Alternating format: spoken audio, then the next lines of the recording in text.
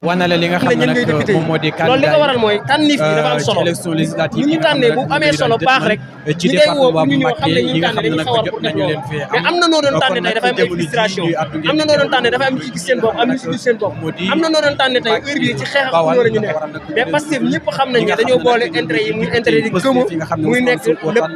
maanaam vrai patriotisme bi ñu woote ñu koy wane à chaque fois tey fii ñu nekk salle bi ñëpp mérité woon nañu nekk député maintenant 5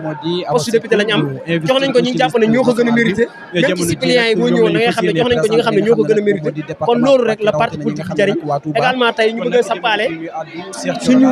directoire bu campagne wax nañ ne danañ ñëw wala ñu samp ko su ko defee tamit ñu ngi ko commencé ci bismillahi rahmaani rahim ñu ngi ñaan yàlla àggale ko ci alhamdulillahi rabbil alamin aussi mais mu nekk lu am solo démb gis ngeen tam ñi bare ba dañoo commencé di décoration naan Pastef dafa commencé trahir askan mais démb dafa mel ni Arena dafa am beneen tontu boo xam dafa indi ci li ñu doon waaw loolu moom ku koy wax ku nekk Ousmane Sonko moo génn dur rek xam nga président Sonko fa nee la cokkaas na leen tooñ leen ne leen bi ma ñëwee primature rek léegi da ngeen a jàpp ne dama tëdd nelaw moo tax ngeen di politique mais ñëpp xam nañ ne président Sonko su génnee ku mën daal na def ci gàttal commenté bi tout court mooy ku mën na def président woote na Arena gis nañ ni ko jeunesse bi mobilisé fekk ji ko président woote na ay kañat gis nañ ni ko jeunesse bi mobilisé woo répondre kañat yooyu nga xam ne président Ousmane Sonko woote na ko le président parti Pastef également nag képp koo xam ne da nga jàpp ne président li muy def jeunes yi dañ koo wuy si wala jeunes yi dañoo bàyyi président defal li muy def en tout cas daal jeunes yi nga xam ne ñoo faloon président Ousmane Sonko gis nañ ne ba léegi ñoom ñu ngi koy bàyyi xel te am nañ yaakaar dëgg ci moom moom it ñu koy soññi ci yaakaar jooju jeunes yi am ci moom na ci focus ba bu mu tas yaakaaru jeunesse bi woo parce que jeunesse bi ku gis ni ñu mobilisé woo démb gis ni ñu mobilisé woo ci kañet bi nga xam ne ba léegi ñu ngi jox le président Ousmane Sonko confiance te confiance boobu ñu ngi gëm ne ñun président Ousmane Sonko du ko trahir mobilisé mbooloo est-ce que yam naa réalité de terrain réalité de terrain weesuwul nga jàpp événement bu toll ne Arena Dakar nga xam ne le président sortant Macky Sall moo fa mas a def benn meeting à part Youssou Ndour moo fa tëgg bi ñu koy jàpp 3 jours avant la ko président yëgle amul ci benn région wala département booy dem fekk ñu jële fa ay bus yoo xam ne dañ leen a fay parti bi mu leen fay wala mu fay ay nit wala nangam te fii li mu doon Sénégal mooy képp kuy mobiliser yow yaay fay nit ñi ngir ñu ñëw ñun nag fayuñu kenn ci 3 jours ku mën a mobiliser lii mu mobiliser kay xam nga ne réalité terrain kenn waxaale ko ku mën na def loolu rek mooy slogan bi ku mën na def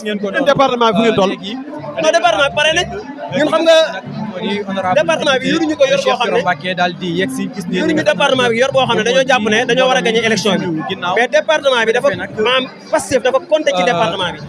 compter bi Pastef compter ci département bi loolu moo am solo mooy département bi dafa am soutien bu ñu xaar ci moom au niveau national mu def ko soutien mais au niveau départemental moom JPS bu Mbacké ak Touba bu ñu mobiliser ñoom kese ñu voté du ñu moroomu adversaire yi ñu ko séqal ci département bi waa JPS rek mën nañu compétir ci département bi alors que bu ñu dee compétir ñun ñëpp nag bëgg population yëpp génn jàpp ci mooy au niveau national dafa am apportation boo xam ne moom la ñuy xaar ci Pastef Touba mais par contre nekkul ne rek dañoo bëgg a gagner département bi wala nangam département bi moom bu soobee yàlla buñu tëddee nañ nelaw assuré nañ leen